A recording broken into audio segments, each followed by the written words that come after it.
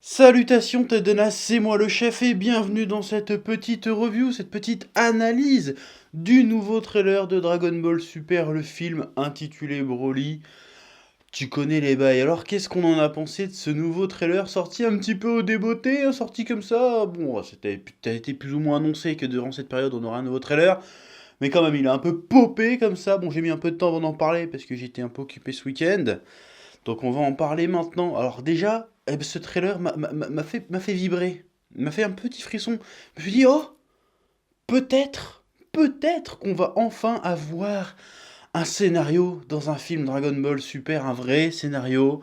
Alors moi j'avais kiffé, hein, Battle of God, j'ai kiffé parce qu'il y avait son côté humour Dragon Ballesque à l'ancienne, un peu enfantin, un peu débile, qui était drôle, donc moi j'ai bien aimé le délire. Fukatsu no F, c'était vraiment le côté film DBZ à l'ancienne, où il y a de la grosse bagarre et un peu d'épicness, mais il manquait des composantes à ces deux films, c'est-à-dire un vrai scénario, un peu de drama, un peu d'implication, un peu de construction de personnages, un peu d'un truc qui fait que on accroche à l'histoire, qu'on soit pris dans le combat. Bon, ça étendait plus ou moins l'univers, mais il manquait ce petit côté drama, ce petit côté vraie histoire, quoi, pour vraiment accrocher et que le film soit vraiment très très bien.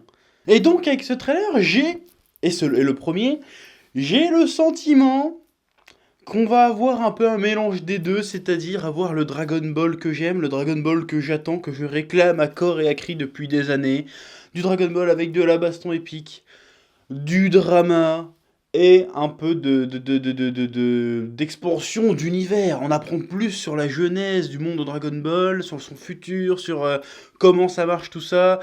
C'est pas mal, parce qu'il y avait des trucs à exploiter, hein, et je pense qu'ils s'en sont rendus compte, au-delà du côté fanservice, fanboyesque, d'incorporer Broly, et peut-être, selon les dires, Gogeta, on en reparlera de ça. Il y a le côté mythologie non exploitée de Dragon Ball. Alors, le côté, oui, il y a 12 univers, machin, c'est très cool, mais il y a plein de zones d'ombre dans le passé de l'univers Dragon Ball qui n'ont pas été exploitées. Et là, ils ont l'air de vouloir les exploiter, que Toriyama a l'air de vouloir exploiter. Ouais, en fait, j'ai créé les Saiyans, ils ont un background assez tragique, assez intéressant. Pourquoi on raconterait pas un film là-dessus, sur la chute des Saiyans, sur comment ça s'est passé, et le rôle de Goku et Vegeta, et, a priori, de Broly là-dedans? Bon, ça peut être intéressant, ça peut être super intéressant, ça fait des années qu'on veut voir plus de Saiyans, on veut en savoir plus sur l'origine des Saiyans, sur un peu c'est quoi les bails avec Freezer, sur qu'est-ce qui s'est passé en amont, et là on va la voir.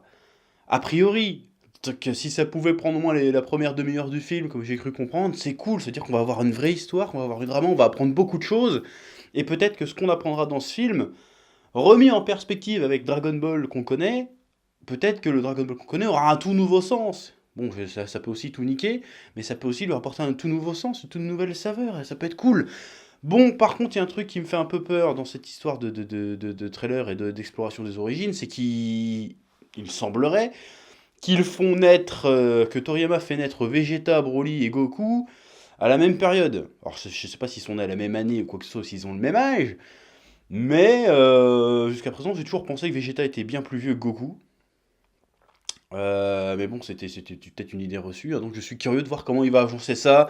Rajouter le côté destin dans Dragon Ball. Après, théorie, c'est peut-être pas ça, c'est juste comme ça qu'ils te vendent le film, mais peut-être que ça sera pas abordé dans le film. Le côté destin. Ah, je sais pas, c'est pas tellement Dragon Ball ça, le côté destin. Genre Goku est exceptionnel parce que c'était écrit. Enfin, j'espère que ça va pas être ça, mais si c'est ça, là, c'est tellement anti-Dragon Ball, anti-Goku. Le gars est balèze parce qu'il était destiné à être balèze, parce que c'est la force du destin qui a fait que. Voilà, non, ça c'est pas trop mon délire. Ça c'est plus un délire Naruto-esque, tu vois. Ça me plaît pas trop. Mais pourquoi pas, moi, un Dragon Ball avec des histoires, avec du background sur les Saiyans, avec même du Broly, hein, finalement, je suis bien content qu'il y ait Broly qui revienne de manière canon. Ben, je suis très curieux de voir ça. Il va y avoir du drama, il va y avoir tout ce qu'il faut. Donc, ouais, donc ce trailer m'a emballé, évidemment. Bon, après, comme à chaque nouveau trailer ou à chaque nouvelle annonce autour de DBS, eh ben, les fans font des polémiques de merde. Alors, on va y répondre. Là, il y en a plusieurs. Enfin, il y en a une. En fait, c'est une seule grosse polémique. C'est qu'est-ce que c'est que cette histoire? Toriyama, il réécrit l'origine story de Goku et Vegeta et de Broly, mais ça n'a plus aucun sens avec la continuité. Comment ça peut être canon? Je comprends pas. Non, en fait, quand j'ai lâché le mot canon dans une de mes vidéos, Autant j'ai remis quelques pendules à l'heure, autant j'ai foutu une merde pas possible. Parce que les gens, j'ai beau avoir fait, je sais pas, je dois avoir fait 3 heures de vidéo sur le canon de Dragon Ball, facile, hein, en comptant les théories Broly, machin, des trucs ça, comme ça. Et des gens ne comprennent toujours pas ce que ça veut dire. C'est incroyable, hein. Mais bon, c'est comme ça. Alors, je vais t'expliquer. Elle dit, oui, mais Bardock, qu'est-ce que c'est que cette histoire Bardock, il est pas méchant ou machin bidule chouette. Le film Bardock, alors, qu'est-ce qui se passe? Le film Bardock, le TV spécial Bardock, n'a jamais été canon, hein. Jamais. C'était un truc créé pour faire un truc à la télé, un petit OAV à la con. Ça n'a jamais été canon. Je l'avais expliqué dans une vidéo, je l'avais expliqué dans deux trois vidéos, ça n'a jamais été canon. Pour plusieurs raisons. On en reparlera, mais ça n'a jamais été canon. Parce que ça n'était pas dans le manga, tout simplement. Donc ça n'a jamais été canon. Voilà, alors le coup de aussi de... Oui, mais Goku, quand il est arrivé sur Terre, il était bébé. Comment ça se fait que là, il a 3-4 ans, il est en armure Saiyan? C'est fatigant, hein. C'est fatigant parce que sur cette chaîne, j'en ai parlé de ça. J'en ai parlé. On me dit que j'influence les gens, ma bidule chouette, mais apparemment, ils comprennent que les conneries. Je vous l'ai déjà dit, j'ai parlé d'un manga écrit par Toriyama il y a quelques années, qui s'appelle Ginga Patrol Jaco, hein, Jaco le patrouilleur galactique, qui est une préquelle à Dragon Ball. Voilà, d'ailleurs, qui avait comme sous-titre, au moment de sa parution, Dragon Ball DB Minus, machin. Et après, on a vu que c'était Dragon Ball Minus. Voilà, à la fin de Patrol Jaco, on a un chapitre bonus, parce que je te rappelle l'histoire de Jaco, hein. Jaco, à la base, vient sur Terre bien des années avant Dragon Ball, enfin quelques années avant Dragon Ball, si, bien des années avant Dragon Ball, et il vient sur Terre à la base, Jaco, pourquoi? Pour intercepter une invasion extraterrestre. Il y a un extraterrestre super dangereux qui arrive sur Terre, Jaco est censé l'intercepter et le détruire. Et il se trouve qu'à la fin de Jaco, on apprend que ce extraterrestre qui est censé atterrir sur Terre, qui était dangereux, et ben c'était Goku. D'où le truc, on voit même Bulma, la sœur de Bulma. C'est pour ça qu'on voit Jaco dans DBS en fait, parce que le personnage de Jaco et l'histoire autour de Jaco est canon à l'univers des Dragon Ball. Et à la fin de Jaco, eh ben, on a un chapitre bonus qui nous raconte un peu comment Goku a été envoyé sur Terre. Hein, donc c'est Bardock, il est arrivé, il a fait... Ouais, c'est bizarre, j'ai pas confiance, je pense que Freezer va nous la mettre à l'envers. On va mettre le gamin en sécurité sur Terre, et on ira le chercher éventuellement si je me trompe. C'est ça qui s'est passé en gros. Et ben là, on reprend exactement les plans, les images de Dragon Ball Minus. Donc si vous n'avez pas lu Dragon Ball Minus, allez lire Dragon Ball Minus, qui a été écrit intégralement et dessiné par Toriyama. Donc on ne peut pas nier la canonicité du bordel, parce que c'est la main même qui a fait le truc. Donc on est obligé de s'accorder à ça. Or, ça contredit certains aspects du film Bardock, mais ça ne contredit en aucun cas l'origine de Goku ou l'origine des Saiyans et du conflit avec Freezer. C'est un truc qui a été évoqué dans le manga Dragon Ball, mais qui n'a pas été détaillé plus que ça. On sait que les Saiyans bossaient pour Freezer. Freezer, à un moment, on a eu le cul des Saiyans, il a eu peur des Saiyans, il s'est méfié des Saiyans. Il a dit, bon, bah, je vais vous niquer vos mères. Et il a niqué la mère des Saiyans. Après, le pourquoi du comment, on ne sait pas en détail comment ça s'est passé. Alors certes, dans l'anime Dragon Ball Z, cette période a été racontée dans des fillers, mais c'est des fillers. Et cette partie-là, de toute façon, la version ultime, définitive de l'anime Dragon Ball Z, c'est Dragon Ball Kai. Ça a été enlevé Dragon Ball Kai, donc ça n'a jamais eu lieu. Tout ce qui a été créé par la Toei pour remplir des blancs sur l'histoire des Saiyans et gagner des épisodes, ça n'existe pas, ce n'est pas canon. Donc tout ce que tu as vu dans l'anime, tu l'oublies. C'est parti. Les Tsufu, les trucs comme ça t'en bats les couilles, ça n'existe plus. C'est fini ça. Même si on a vu des Tsufu dans Dragon Ball Super, mais on s'en bat les couilles. Ça n'existe plus. Donc voilà. Donc là, on va avoir une nouvelle histoire qu'on ne nous a jamais racontée réellement en réalité. Parce que, comme je suis en train de te le dire depuis 5 minutes, c'était pas dans le manga. Donc voilà, pareil, Goku arrive bébé sur Terre, on n'en sait rien. On n'en sait rien.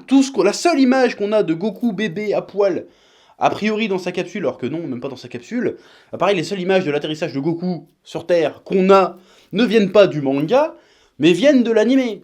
Voilà. Hein, c'est dans l'animé que tu le vois bébé à poil arriver et que Gohan le ramasse. C'est que dans l'animé, dans le manga, à aucun moment tu vois ça. Alors on nous le raconte à un moment donné que c'est Muten Roshi qui dit oui, Gohan m'a dit qu'il avait trouvé un gamin dans la forêt, qui était violent, mais il est chouette. Mais il a pas dit s'il était à poil, il a pas dit s'il était en armure Saiyan, il a pas dit ça. Il a juste dit qu'il a trouvé un mec dans la forêt, c'est tout. Donc bref. Donc, La seule image qu'on a de Goku enfant dans le manga, c'est au moment où Raditz arrive sur Terre et il parle « Tu as oublié ta fierté Saiyan, Kakaroto !» Et puis là, tu vois un espèce de petit flashback de Raditz qui voit Goku à poil bébé avec sa queue de singe. C'est la seule image de Goku enfant qu'on a, bébé qu'on a. C'est tout, c'est la seule image du manga. Est-ce que ça veut dire que Goku a été envoyé en étant tout petit comme ça? Pas forcément. Et bébé, veut dire il a 3-4 ans, bon, tu peux dire que c'est un bébé, quoi, c'est un gamin, quoi. Je vais pas jouer sur les mots, on s'en bat les couilles, je vois pas en quoi c'est incohérent. C'est incohérent avec ce que t'as vu dans l'animé. Mais l'animé, encore une fois, on s'en branle. L'animé, c'est du caca. Ce qui compte, c'est les saintes écritures de Dragon Ball. C'est le manga. Si ce n'est pas dans le manga, tu peux même pas en tenir compte en réalité. Ça ne sert à rien. Donc il n'y a pas d'incohérence, a priori. Il n'y a pas d'incohérence avec le fait que Goku arrive à 4 ans, 3-4 ans sur Terre. Et en armure. Parce que ça n'a jamais été raconté. Alors oui, Raditz a dit oui, mais t'as été sur Terre pour la détruire. On n'en sait rien, c'est peut-être une déduction de Raditz. Hein. À un moment dans le Dragon Ball Minus, Jiné, la mère de Goku, dit je vais prévenir Raditz qu'on envoie Goku sur Terre, Kakaroto sur Terre. C'est tout, elle a pas dit pourquoi, elle a pas dit comment. Sinon Raditz serait au courant que c'est Freezer qui a détruit la planète Vegeta. Or Raditz n'est pas au courant que c'est Freezer qui a détruit la planète Vegeta. Donc, qu'est-ce qui s'est passé? Elle lui a dit bon Raditz, on a envoyé ton frère sur la Terre. Si jamais t'as besoin d'aller le choper, il est là-bas. C'est tout ce qu'elle lui a dit apparemment. Donc voilà. Donc lui, Raditz, il arrive sur Terre. En général, on envoie les gamins sur Terre pour qu'ils attaquent les planètes. Donc il a dit bon, en fait, on t'envoie ici pour conquérir la planète. Puis c'est tout. Voilà, quiproquo, les personnages ne sont pas censés tout savoir. Donc je vois pas en quoi c'est incohérent cette histoire. C'est pas du tout incohérent.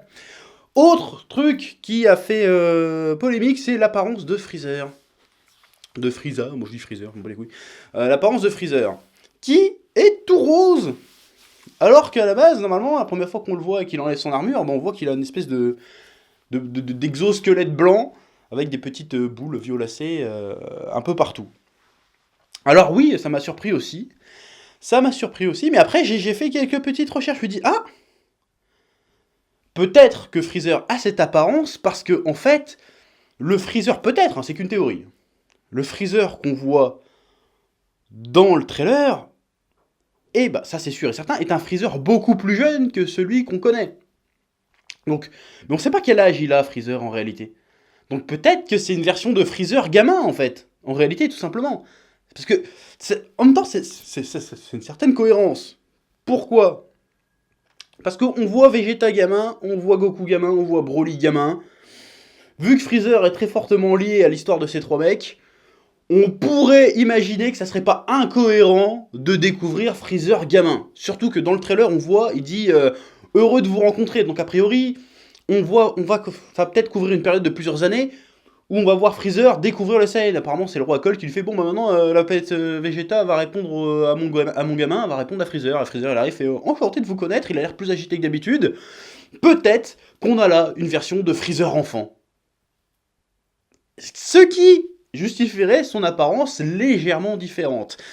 Autre élément de l'univers étendu Dragon Ball qui pourrait appuyer cette théorie, c'est un autre manga de Toriyama qui est cette fois-ci une parodie de Dragon Ball, qui a priori n'est pas canon, mais qui quand même parle de l'univers Dragon Ball et donc fait partie de l'univers étendu Dragon Ball, Neko Majin et Neko Majin Z, qui est sorti en France il y a quelques années, chez Glénat, et je sais plus si c'est dans Neko Majin Z ou Neko Majin, mais il se trouve que on voit le fils de Freezer dans Neko Majin Z, qui est un gamin qui arrive sur Terre, et qui, en plus, coup de bol, a eu des pages couleurs au moment de son apparition.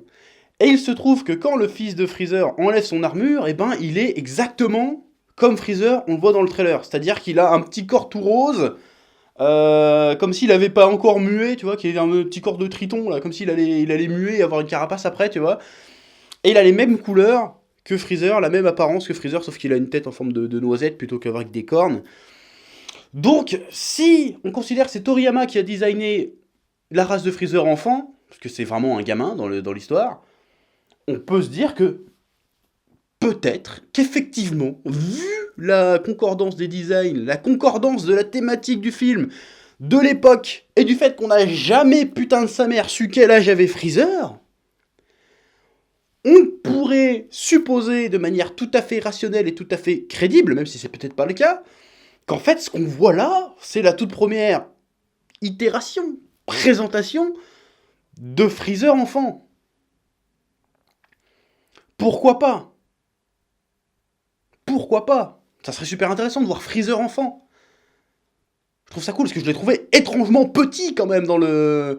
Il est pas grand, hein, on est bien d'accord, il est pas grand, mais là, j'ai trouvé étrangement petit, étrangement enjoué, étrangement agité, alors que Freezer, il est pas trop agité, même s'il est taquin, un truc comme ça, il est plutôt genre calme, genre, il rigole, je vais te niquer, tu vois, il est pas genre, ouh, salut les copains, tu vois, là, il a l'air d'être un peu comme ça dans le trailer. Donc peut-être que c'est un Freezer enfant, tout simplement. Pourquoi pas? Donc on verra au moment du film. Mais moi je te dis, ça sent l'oracle. Ou pas, hein, ou pas. Ça se trouve, je vais je vais me taper la honte, mais ça sent l'oracle, un petit peu. Voilà, hein, bon. Franchement, ça se peut, ça se tient carrément. Ouais.